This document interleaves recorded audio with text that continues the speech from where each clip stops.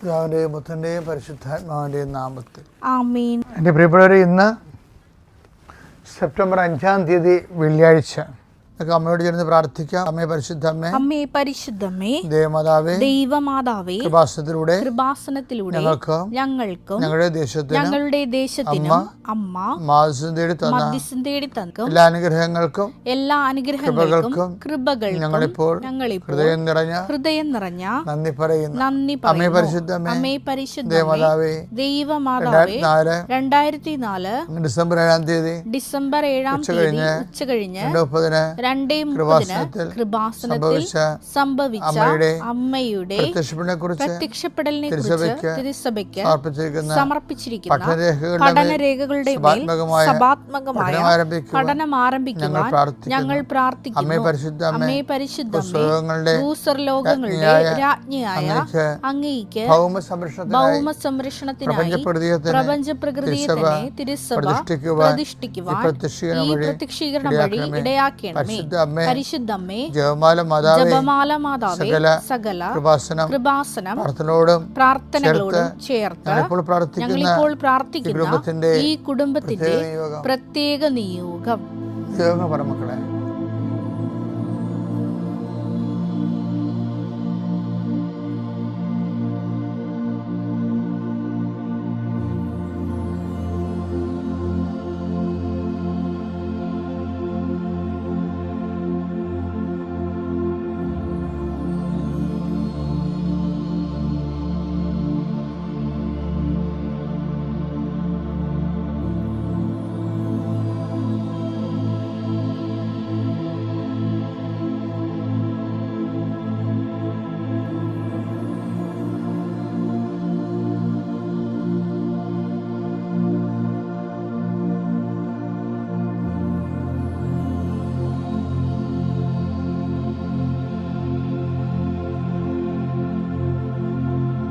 അമ്മയുടെ പ്രത്യക്ഷീകരണത്തിന്റെ ഈ അനുഗ്രഹവേളയിൽ ഞങ്ങൾക്ക് സാധിച്ചു തരുവാൻ കനിയണമേ.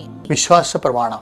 സർവശക്തനായ പിതാവും ആകാശത്തിന്റെയും ഭൂമിയുടെയും സൃഷ്ടാവുമായ ദൈവത്തിൽ ഞാൻ വിശ്വസിക്കുന്നു. അവിടുത്തെ ഏകപുത്രനും ഞങ്ങളുടെ കർത്താവുമായ ഈശോമിശിഹായിലും ഞാൻ വിശ്വസിക്കുന്നു. ഈ പുത്രൻ പരിശുദ്ധാത്മാവിനാൽ ഗർഭസ്ഥനായി കന്യകാമറിയത്തിൽ നിന്ന് പിറന്ന് പൊന്തിയോസ് പീലാത്തോസിന്റെ കാലത്ത് പീഡകൾ സഹിച്ച് കുരിശിൽ തറയ്ക്കപ്പെട്ട് മരിച്ച് അടക്കപ്പെട്ട് പാതാളങ്ങളിൽ ഇറങ്ങി മരിച്ചവരുടെ ഇടയിൽ നിന്ന് 3-ാം നാൾ ഉയർത്ത് സ്വർഗത്തിലേക്ക് എഴുന്നള്ളി സർവശക്തിയുള്ള പിതാവായ ദൈവത്തിന്റെ വലതുഭാഗത്തിരിക്കുന്നു. അവിടെ നിന്ന് ജീവിക്കുന്നവരെയും മരിച്ചവരെയും വിധിക്കുവാൻ വരുമെന്നും ഞാൻ വിശ്വസിക്കുന്നു. പരിശുദ്ധാത്മാവിലും ഞാൻ വിശ്വസിക്കുന്നു. വിശുദ്ധ കത്തോലിക്കാ സഭയിലും പുണ്യവാന്മാരുടെ ഐക്യത്തിലും പാപങ്ങളുടെ മോചനത്തിലും ശരീരത്തിന്റെ ഉയർപ്പിലും നിത്യമായ ജീവിതത്തിലും ഞാൻ വിശ്വസിക്കുന്നു. ആമേൻ. സ്വർഗ്ഗസ്ഥനായ ഞങ്ങളുടെ പിതാവേ, അങ്ങയുടെ നാമം പൂജിതമാകണമേ. അങ്ങയുടെ രാജ്യം വരണമേ. അങ്ങയുടെ തിരുമനസ് സ്വർഗത്തിലെ പോലെ ഭൂമിയിലുമാകണമേ. അന്നു വേണ്ടുന്ന ആഹാരം ഇന്ന് ഞങ്ങൾക്ക് തരണമേ. ഞങ്ങളോട് തെറ്റ് ചെയ്യുന്നവരോട് ഞങ്ങൾ ക്ഷമിക്കുന്നത് പോലെ ഞങ്ങളുടെ തെറ്റുകൾ ഞങ്ങളോടും ക്ഷമിക്കണമേ. ഞങ്ങളെ പ്രലോഭനത്തിൽ ഉൾപ്പെടുത്തരുതേ, തിന്മയിൽ ഞങ്ങൾ രക്ഷിക്കണമേ. ആമേൻ. നന്മ നിറഞ്ഞ മറിയമേ, സ്വസ്തി. കർത്താവ് അങ്ങയുടെ കൂടെ സ്ത്രീകളിൽ അങ്ങ് അനുഗ്രഹിക്കപ്പെട്ടവളാകുന്നു. അങ്ങയുടെ ഉദരത്തിൻ ഫലമായി ഈശോ അനുഗ്രഹിക്കപ്പെട്ടവനാകുന്നു. പരിശുദ്ധ മറിയമേ, തമ്പുരാന്റെ അമ്മേ, പാപികളായ ഞങ്ങൾക്ക് വേണ്ടി ഇപ്പോഴും ഞങ്ങളുടെ മരണസമയത്തും തമ്പുരാനോട് അപേക്ഷിക്കണമേ. ആമേൻ. കർത്താവിന്റെ ഉന്നതമായ നാമത്തിന് സ്തോത്രം ചെയ്യുന്നു. കർത്താവിന്റെ വിശുദ്ധ പൗരോഹിത്യത്തെ മഹത്വപ്പെടുത്തണമേ. കർത്താവെ, സഭയിലുള്ള സാന്നിധ്യം പ്രകടമാക്കണമേ. 39 വർഷം ഞാൻ അർപ്പിച്ച കൃപയുടെ യോഗ്യതയാൽ കൃപാസന അൾത്താരെ ജീവനോടെ പ്രത്യക്ഷപ്പെട്ട പരിശുദ്ധമ്മയുടെ പ്രത്യക്ഷീകരണ സ്ഥിരീകരണത്തിനായി അടയാളം ലഭിക്കാൻ ഞാൻ എല്ലാവരെയും ആശീർവദിക്കുന്നു. കർത്താവിൻ്റെ നീ എവിടെ പോകുന്നുവോ, ആരോട് സംസാരിക്കുന്നുവോ, എന്ത് ചെയ്യുന്നുവോ, നിന്റെ ഉദ്യമങ്ങൾ, സംരംഭങ്ങൾ കർത്താവിൻ്റെ നാമത്തിൽ അനുഗ്രഹിക്കപ്പെടട്ടെ. നിന്റെ പ്രവർത്തനങ്ങളാൽ ദൈവം മഹത്വപ്പെടട്ടെ. ഇന്നത്തെ ദിവസം നിനക്ക് നിലവിലുണ്ടാകുന്ന തടസ്സങ്ങളെ യേശുക്രിസ്തു നാമത്തിൽ ഞാൻ ശാസിച്ചു മാറ്റുന്നു. കർത്താവ്, ആലോചനകൾ വ്യർത്ഥമാക്കിയെന്നുണ്ടാകുന്ന രക്ഷയെ അങ്ങേ കൂടാതെയുള്ള ആലോചനകളാണ് പലപ്പോഴും വ്യർത്ഥമായി പോകുന്നത്. ബൈബിളിലെ പ്രധാനപ്പെട്ട പ്രമേയമാണ് കർത്താവ് അവൻ്റെ ആലോചനകൾ വ്യർത്ഥമാക്കിയെന്ന്. അഹിതോഫേലിൻ്റെ ആലോചനയെക്കുറിച്ച് പറയുമ്പോഴാണ് ആലോചനകൾ വ്യർത്ഥമാകണത്. ദൈവികമായ പദ്ധതികളെ കുറിച്ച് അല്ലാതെ നമ്മൾ ആലോചിച്ചാൽ ആലോചനകൾ വ്യർത്ഥമാകും. അതുകൊണ്ട് തന്നെ കർത്താവെ, ആലോചിക്കുന്ന ശിരസിനെ അങ്ങ് ആശീർവദിക്കണമേ. അത് നടപ്പിൽ വരുത്താൻ പോകുന്ന സമയങ്ങൾ ബാലാമിൻ്റെ കഴുതയെപ്പോലെ അത് നടപ്പിൽ വരുത്തുമ്പോഴേ കർത്താവെ, അത് അങ്ങ് ആഗ്രഹിക്കണം. അല്ലെന്നുണ്ടെങ്കിൽ കഴുത വഴിമുടക്കണ പോലെ കർത്താവെ നടപ്പിൽ വരുത്തുന്ന സമയത്ത് അതിനെ വഴിമുടക്കിക്കൊണ്ട് ദൈവത്തിൻ്റെ വഴികളിലൂടെ സഞ്ചരിക്കാൻ ഇടയാക്കണം പ്രാർത്ഥിക്കുന്നു. നിൻ്റെ രോഗപീഠകളുള്ളവർ, മറ്റു തരത്തിലുള്ള കുരുക്കിൽ ചെന്നവർ, സംസാരിച്ച് തീരാവുന്ന പ്രശ്നങ്ങളാണെങ്കിൽ ആ സംസാരം തീരുമ്പോൾ കർത്താവിന് ചൈതന്യം നിവസിക്കുവാനും നീ ഇന്ന് ഈ ആശീർവാദത്താൽ സമാധാനം അനുഭവിക്കാൻ ഞാൻ നിന്നെയും നിന്റെ കുടുംബത്തെയും നിന്റെ ജീവിതത്തെയും കർത്താവിൻ്റെ നാമത്തെ ആശീർവദിക്കുന്നു. ഗ്രീസ്. എല്ലാവർക്കും തിരുവോണത്തിൻ്റെ പൊന്നാശംസകൾ. നമ്മുടെ മണ്ണിൻ്റെ ഒരു മഹോത്സവമാണ്. അതിൻ്റെ ഫെസ്റ്റിവലിൽ നമ്മളെല്ലാം മനസ്സുകൊണ്ട് പങ്കെടുക്കുകയും അതിൻ്റെ ഭാഗമാകുകയും ചെയ്യുന്നു. അപ്പോൾ എല്ലാവർക്കും ഹൃദ്യമായ ഓണാശംസകൾ.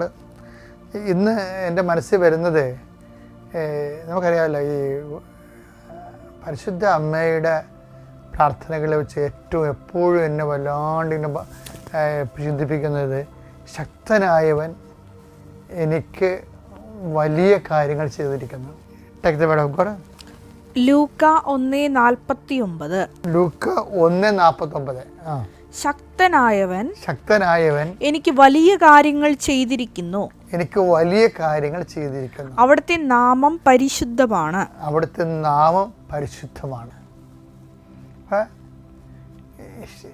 അമ്മയുടെ ഒരു ദൈവാനുഭവമാണത്. Marian experience of God. അമ്മ ദൈവത്തെ എങ്ങനെയാണ് അനുഭവിച്ചത്? എന്താണ്? ദൈവത്തെ ശക്തനായിട്ടാണ് അനുഭവിച്ചത്. ശക്തനായവൻ എന്താ ചെയ്യണത്? വലിയ കാര്യങ്ങൾ ചെയ്യും. ഇതാണ് നമ്മുടെ ആവേശം കൊള്ളിക്കേണ്ടത്. ഇപ്പം ചില കാര്യങ്ങൾക്ക് നീ ഇങ്ങനെ വിറങ്ങലിച്ച് നിൽക്കുമ്പോൾ നിൻ്റെ മനസ്സ് നിന്നോട് പറയണം, എൻ്റെ കൂടെയുള്ളതും ഞാൻ വിശ്വസിക്കുന്നത് ശക്തനായവനിലാണെന്ന്. ഇപ്പം കാനായിലെ കല്യാണമില്ലേ, അതാണ് നമ്മുടെ ഉടമ്പടിയുടെ അടിസ്ഥാനം എന്ന് പറയണത്. പക്ഷെ അവിടെ എന്താ വിഷയം? ആ സംഭവം നടക്കത്തില്ല. അതൊരു ചെറിയ കാര്യമാണ്. പക്ഷേ ആ കാനായിലെ കല്യാണത്തിന് ശക്തനായവൻ എൻ്റെ വലിയ കാര്യമായിട്ട് മാറുന്നത് എന്താണ്? അവിടെ വില്ലനായിട്ട് പ്രവർത്തിക്കേണ്ട സമയമാണ്. കർത്താവ് എന്താ പറയണത്? എൻ്റെ സമയം ഇനി സമാഗതമായിട്ടില്ല എന്ന് പറയുമ്പോൾ അത് ചെറിയ കാര്യമല്ലെന്ന് മനസ്സിലാകും. അവിടെ അത് വലിയ കാര്യമാണ്. എന്താ കാര്യം? സമയത്തിൻ്റെ പരിമിതികളെ അതിലംഘിക്കണം. അതിന് അമ്മയുടെ മാധ്യസ്ഥമാണ്. അതാണ് സമയത്തിൻ്റെ അധികാരി, സഞ്ചാരി മാതാവെന്നൊക്കെ ജനങ്ങൾ സാക്ഷ്യം പറയുന്നത്. എന്താണെന്ന് വെച്ചാൽ അമ്മയുടെ മാധ്യസ്ഥം കൊണ്ട് ആകാത്ത സമയം ആക്കിയെടുക്കാൻ സമയത്തിന് മേൽ അധികാരം ദൈവം പ്രഖ്യാപിക്കും. ആ ഒരു സമയത്തിൻ്റെ മേൽ അമ്മയുടെ മാധ്യസ്ഥത്തിൽ.